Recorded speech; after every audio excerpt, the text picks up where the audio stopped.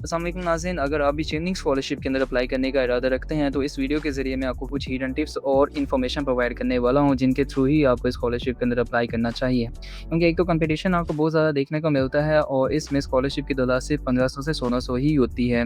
पिछले साल भी तकरीबन 10 लाख स्टूडेंट्स ने जो है स्कॉलरशिप के अंदर अप्लाई किया था।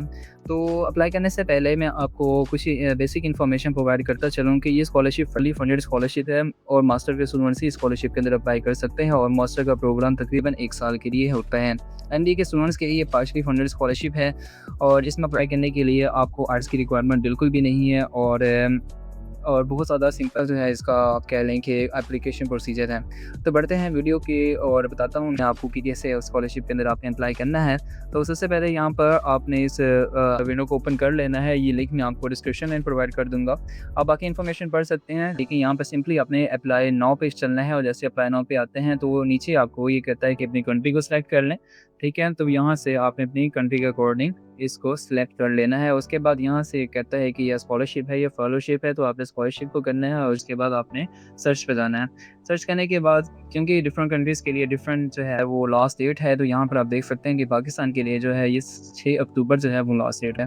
उसके बाद आपने अप्लाई नाउ पे जाना है। अप्लाई नाउ पे करते हुए ये नई विंडो जो है आपको ओपन करके देता है। यहाँ से आपने करना है चूज़ एन अवार्ड और चूज़ एन अवार्ड में आपने क्या करना है, अपनी कंट्री को यहाँ पे अगेन सेलेक्ट कर लेना है। ठीक है, यहाँ से मैं पाकिस्तान को सेलेक्ट करता हूँ। उसके बाद ये कहता है चिवनी Oxford Centre for Islamic Studies के लिए करना चाह रहे हैं, यानी कि फेलोशिप है और नीचे जो है वो स्कॉलरशिप है। आपने स्कॉलरशिप को चूज़ करना है और यहाँ से क्या कर देना है, आपने कंटिन्यू कर देना है। और अगेन आपसे पूछता है कि क्या आप इस कंट्री के थ्रू ही यानी कि पाकिस्तान के थ्रू ही अप्लाई करना चाह रहे हैं, तो मैं यहाँ पे मैं कर देता हूँ, कंटिन्यू कर देता हूँ। यहाँ से आपने अपनी ईमेल ऐड करनी है, अपना जो है वो आपने कॉन्टैक्ट नंबर यहाँ पर ऐड करना है। रिकवरी ईमेल ऐड करना चाहते हैं तो कर दीजिएगा, वरना आई थिंक ये शायद ऑप्शनल है। मैं ऐसे ही लेके चलता हूँ एक बारी, तो नहीं अगेन जो है मुझे यहाँ पर रिकवरी ईमेल डालनी पड़ेगी। तो यहाँ से मैं इसमें एक रिकवरी ईमेल डाल देता हूँ जल्दी से। अच्छा, जैसे ही आप यहाँ पर अपनी इन्फॉर्मेशन ऐड करते हैं उसके बाद आपने क्या कर देना, यहाँ से कंफर्म एंड कंटिन्यू करना है।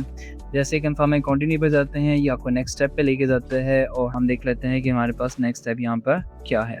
अच्छा, जैसे ही आप अपने ईमेल वगैरह वो यहाँ पर इंटर करते हैं और कंफर्म करने के बाद ही आपको भेजेंगे आपकी जीमेल अकाउंट पे एक लिंक। आपने वहाँ पे क्लिक करके इस ऑफिशियल पेज पे दोबारा से आ जाना है। आपसे पूछता है कि आप सिटीजन आपने बता देना है, इसमें कोई ऐसी बात नहीं है। उसके बाद कहता है इनका एक प्रोग्राम होता है, मतलब आप जब ये स्कॉलरशिप आपको प्रोवाइड करते हैं तो जिस पे आपसे सिग्नेचर लेते हैं कि आपने दोबारा 2 साल के लिए कम अज़ कम अपनी कंट्री में वापस आना है और जो कुछ सीख के आए हैं वो आपने इम्प्लीमेंटेशन मतलब करनी है। मतलब बेसिकली ये चाह रहे हैं कि आप जो कुछ सीख रहे हैं वो अपनी कंट्री को, अपने होम कंट्री को वहाँ पर उसका बेनिफिट दें। तो आपने यहाँ पर येस करना है, ये आपकी मजबूरी यहाँ पर रहेगी। अच्छा, यहाँ तक तो सिंपल था। उसके बाद कहता है do you hold a recognised undergraduate degree that will be accepted for entry onto the postgraduate programme in a UK university. इसका मतलब क्या है, कह रहा है कि आपके पास कोई ऐसी अंडर ग्रेजुएट की डिग्री मौजूद है जो कि आपकी एक्सेप्टेड हो किसके अंदर, यूके यूनिवर्सिटी के अंदर। अब वो एक्सेप्टेड कैसे हो सकती है, एक तो रिकॉग्नाइज होनी चाहिए, मतलब ऐसी आपके पास ऐसा प्रोग्राम होना चाहिए जो कि इंटरनेशनल लेवल का, मतलब जो कि हर कंट्री में करवाया जाता हो, ऐसा प्रोग्राम आपने चूज करना है।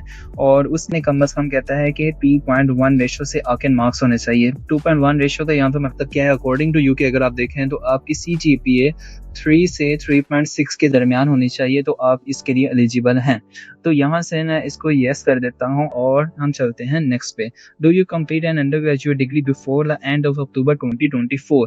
यहाँ से आपने कर लेना इसको यस। इसका रीज़न क्या है, इसका रीज़न यही है कि ये आपसे कहता है कि 2024 के बाद, यानी कि अभी क्या चाह रहा है 2026, इस दौरान आपके 2 साल कंप्लीट हो जाएंगे और ये आपसे मांगता है 2 ईयर का प्रोफेशनल एक्सपीरियंस। अब इस प्रोफेशनल एक्सपीरियंस पे आपका डिफरेंस बनेगा उन स्टूडेंट्स के साथ जो कि स्कॉलरशिप को विन करते हैं, मतलब कि जो विनिंग स्टूडेंट्स हैं वो इस पॉइंट को बड़े ही क्रिटिकल वे से फुलफिल करते हैं।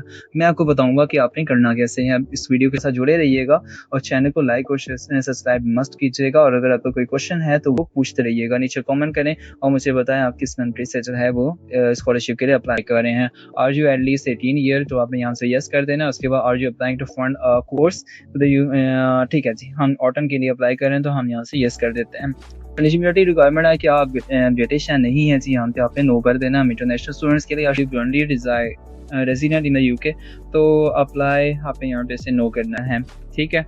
Are you currently resident in the UK? नहीं जी, ठीक है, ठीक है। Will you aspire to be or already a leader decision maker? ये बड़ा इंपॉर्टेंट पॉइंट रहेगा, आपने इसको येस करना है। क्या रहेगा? ये आपके सारे के सारे एसे में और यही चीज़ है, यानी कि पिछले पेज से वो वाला पॉइंट, एक्सपीरियंस वाला, और यहाँ से ये वाला पॉइंट। अब कैसे मैं आगे जाके जोड़ता हूँ इसको। Have you ever study in the UK funded with a from government? कहता है कि आपने कभी इस पर स्कॉलरशिप हासिल की है, तो आपने इसको क्या कर देना, नो कर देना है। इसके बाद have you been employed in the permanent temporary internship role since August 2024? UK के अंदर नहीं रहे, लेकिन हम बाकी में रहे हैं, हम वो जरूर ऐड करेंगे यहाँ पे। Have you have any of your immediate relatives? को ये यहाँ पर आए तो आपने इसको क्या कर देना, नो कर देना। ठीक है, इसके बाद यहाँ पे सबमिट कर दें। जैसे सबमिट करते हैं तो यहाँ से ये आपको प्रोवाइड करता है you have pass eligibility check. यहाँ तक इसने आपको एलिजिबिलिटी चेक के लिए प्रोवाइड कर दिया है कि आप एलिजिबल हैं स्कॉलरशिप के लिए, और इसने आपको एक ईमेल भेजी होगी, you receive further instruction your email address. तो हम चलते हैं ईमेल पे। अच्छा, जैसे ही आप ईमेल पे जाएंगे तो आपने उस पर क्लिक करना है। क्लिक करने के बाद आपके पास ये विंडो दोबारा से ओपन हो जाएगी। अब यहाँ पर वो आपको एक कोड दे देता है, और ये हर स्टूडेंट्स के लिए अपना अपना कोड होता है। तो आपने सिंपल साइज कोड को कॉपी कर लेना है, क्योंकि ये आपके लिए ज़रूरी रहेगा, और ये दोबारा आपको ये कोड प्रोवाइड नहीं करेंगे।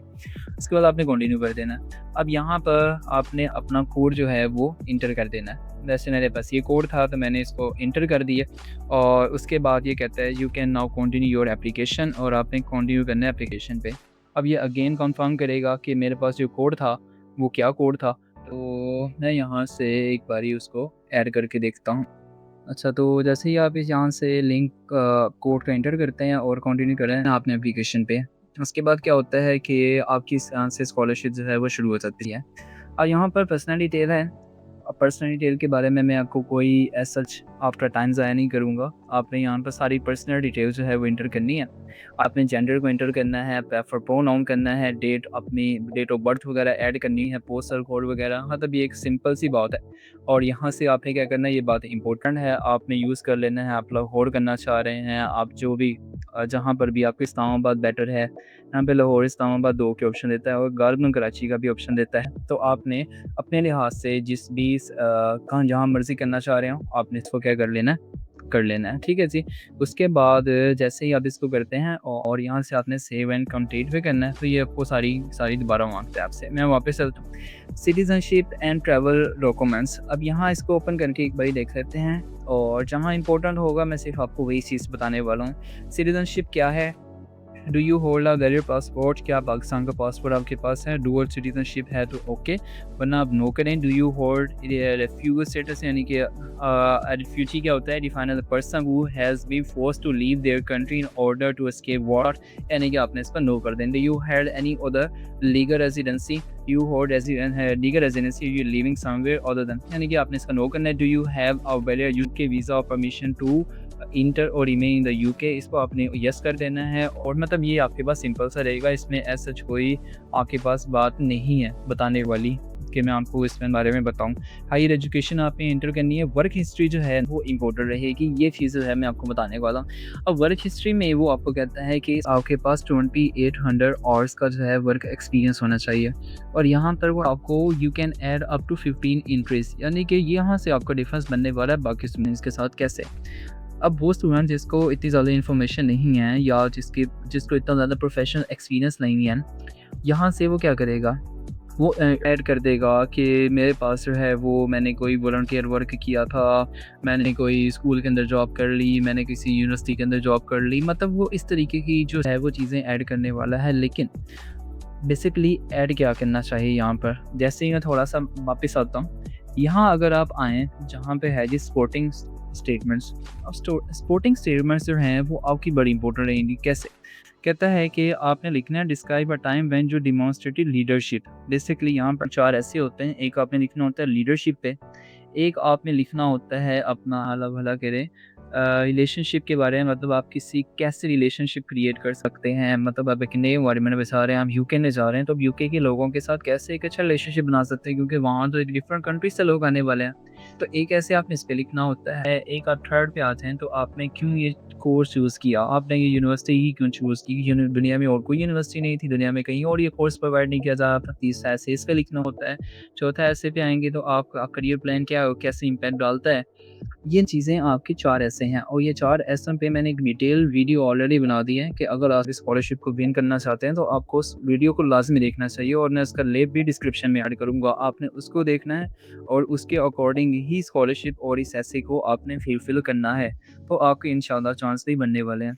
अब यहाँ से मैंने आपको ये 4 ऐसे के बारे में क्यों बताया? क्योंकि मैं ये नहीं दिखाने वाला कि आप कैसे कंप्लीट करना है अपने इन ऐसों को, क्योंकि मैं ऑलरेडी बता चुका हूँ। यहाँ पर जो आपकी वर्क हिस्ट्री है, अब यहाँ पर 2 साल का एक्सपीरियंस है।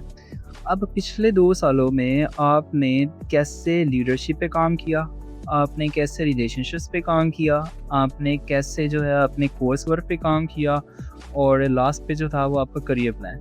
उन 4 चीज़ों से रिलेटेड ही अपना एक्सपीरियंस जो है वो यहाँ पर ऐड करना चाहिए। बाकी एक्सपीरियंस से उनमें मतलब नहीं है उनका। उनका एक्सपीरियंस आपकी उन 4 चीज़ों से है, जिन 4 चीज़ों से रिलेटेड वो आपके अंदर वो चीज़ को चाहना चाह रहे हैं। मतलब आपके अंदर क्या आपको चाहिए कि मैंने लीडरशिप पे काम किया पिछले 4 साल में 2 साल में, मैंने अपना इतना टाइम जो है लीडरशिप पे किया, लीडरशिप कैसे की? मतलब मैं यूनिवर्सिटी में अगर मैं जॉब करता रहा हूँ या मैं यूनिवर्सिटी के अंदर जो है वो काम करता रहा हूँ, तो मैंने वहाँ पर कैसे अपने लोगों को अपने साथ जोड़ा, ठीक है? मैंने कंट्री के अंदर कोई प्रॉब्लम आ गया था, तो मैंने कैसे लीडर के तौर पर काम किया, कहीं पर भी प्रॉब्लम आया था, मैंने लीडरशिप पे कैसे काम किया, इस चीज़ को अपने एक्सपीरियंस में ऐड करें। ठीक है? ये आपकी एक एंट्री बनेगी, इस पे अपना मैक्सिमम टाइम जो है अपना चीज़ लिखें। उसके बाद आप अपना लीडरशिप पे लिखें, आप अपने रिलेशनशिप्स पे बात लिखें कि मैंने किसी दूसरी कंट्री में विज़िट किया फॉर एग्ज़ाम्पल अगर आपके पास है या नहीं है, या मैंने दूसरी सिटी में गया, वहाँ पे मेरे पास दूसरी तरह के लोग थे, मैंने उनके साथ मिलकर किसी इस स्पेसिफिक टास्क पे काम किया। मतलब इसके साथ क्या होगा, एक तो आपका एक्सपीरियंस भी आप बता रहे हो और दूसरा आप अपने एसे को भी थोड़ा मज़ीद अपनी क्या कर रहे हो, इस चीज़ को स्ट्रॉन्ग बना रहे हो। मतलब मेरे अकॉर्डिंग जिसमें आपका चांस बन सकता है, वो स्टूडेंट्स 15 एंट्रीज़ ऐड कर देगा फॉर एग्ज़ाम्पल, जिसको इस चीज़ का नहीं पता। लेकिन उन लोगों को आपके अंदर सिर्फ़ 4 चीज़ें ये वाली चाहिए, तो ये 4 चीज़ें बहुत ज़्यादा स्पेसिफ़िक होने वाली हैं, ठीक है? एक्सपीरियंस को अपने एसे के साथ एसोसिएट करें, ठीक है? तभी आप अपना यहाँ पर 2 साल का एक्सपीरियंस ऐड कर सकते हैं, ठीक है? आपने कोई जॉब ऐड की है, आपने जॉब की है, आप कोई चीज़ ऐड करना चाह रहे हैं, आपको लगता है रियलिटी बनती है, तो आप ऐड कर दें। रिलेटेड बनती है तो। अदरवाइज़ स्कॉलरशिप को विन करने का चांस ही आपके पास तब बनता है जब आपके एसे और आपका वर्क एक्सपीरियंस दोनों मैटर करता है। स्टूडेंट्स क्या करते हैं, अपना वर्क एक्सपीरियंस पीछे डाल देते हैं। मतलब पिछले 2 साल से जब आप फ्री थे, आपने कुछ भी नहीं किया, तब आप 2 सालों में आपने क्या कर लिया? ठीक है, आप एक इर्रेलेवेंट चीज़ें कर रहे थे जो उन्हें चाहिए थी। उन्हें आपके अंदर लीडरशिप चाहिए, उन्हें आपके अंदर रिलेशनशिप्स बनाने की एबिलिटी चाहिए, उन्हें आपके अंदर जो है करियर प्लान वाला बंदा चाहिए। तीसरा ऐसे भी था उसके अंदर, तो उन्हें वो 4 चीज़ें चाहिए। आपने 2 साल में अगर वो नहीं की, तो आने वाले साल में कैसे कर सकते हैं? तो ये चीज़ें यहाँ पर बहुत ज़्यादा मैटर करेंगी, तभी आपकी स्कॉलरशिप को विन करने के चांसेस बनते हैं। रेफ़री ऐड करने हैं, सिंपल सी बात है, प्रोग्राम ऑफ स्टडी बहुत सारे प्रोग्राम्स जो है वो ये आपको ऑफ़र करेंगे। ठीक है, यहाँ पर जाके आपने प्रोग्राम्स जो है वो ऐड कर लेने हैं। हर तरह के प्रोग्राम जो है यहाँ पर पड़े हुए हैं। मैंने ऑलरेडी बता दिया कि एमबीए के स्टूडेंट्स जो हैं वो इसके लिए अप्लाई कर सकते हैं, लेकिन तकरीबन $22,000 ही वो इसके यूरो प्रोवाइड करते हैं और तकरीबन फ़ीस जो है वो उनकी बनती है €60,000 से €70,000, बाकी उन्हें खुद पे करना पड़ता है। आपने जिस प्रोग्राम के अंदर यहाँ पर अप्लाई करना है मास्टर के लिए 1 साल के लिए 3 आप अपने कोर्सेज चूज़ कर सकते हैं प्रायोरिटी बेस्ड, लेकिन यहाँ पर भी जो 3 चूज़ करेंगे वो आपके करियर प्लान जो आपकी ऐसे लिखना है उसके अंदर उस चीज़ का जिक्र या उसको इस चीज़ से एसोसिएट करना है, तीनों को उसके अंदर ऐड करना है, तभी विन करते हैं आप स्कॉलरशिप को। अदरवाइज़ टाइम वेस्ट कर रहे हैं, क्योंकि सिर्फ स्कॉलरशिप 1500 से 1600 ही है। और इसके बाद इक्वल अपॉर्चुनिटीज़ का क्या मतलब है, सपोर्टिंग डॉक्यूमेंट्स में आपने अपनी वो सारी ट्रांसक्रिप्ट वगैरह ऐड करनी होती है। ऐसा जिसमें कुछ ऐसी बात बताने वाली नहीं। इक्वल अपॉर्चुनिटीज़ का क्या मतलब है, वो कह रहा है कि हम कोई जेंडर नहीं देखते हैं, हम कोई ऐसा नहीं देखते कि वो कौन से उसका दीन कौन सा, ईमान कौन सा है, उसका शादीशुदा है या सिंगल है। सिंगल पार्टनरशिप में मतलब इस चीज़ में वो इक्वल अपॉर्चुनिटीज़ वो आपको प्रोवाइड करते हैं। बाकी इस चीज़ को आपने यहाँ से देख लेना है। बाकी अगेन एंड अगेन बता रहा हूँ कि अपना एक्सपीरियंस, अपना कोर्स चॉइस जो आपने यहाँ पे 3 करनी है और आपका जो ऐसे है चारों के चारों उन चारों चीज़ों को एक चीज़ समझ के जो है वो लेके चलना है, तब आप स्कॉलरशिप को विन कर सकते हैं। फाइनली आपने यहाँ पर आके सबमिट करवा देना है। उम्मीद है कि आज की वीडियो आपको पसंद आई होगी। इस वीडियो को लाइक, शेयर और अपने इस चैनल को सब्सक्राइब मस्ट करें, ठीक है, ताकि मैं आपके लिए मज़ीद वीडियोज़ जो है बना सकूँ और आपको मज़ीद इन्फॉर्मेशन दे सकूँ। तो जज़ाकल्लाह जी, अल्लाह हाफ़िज़।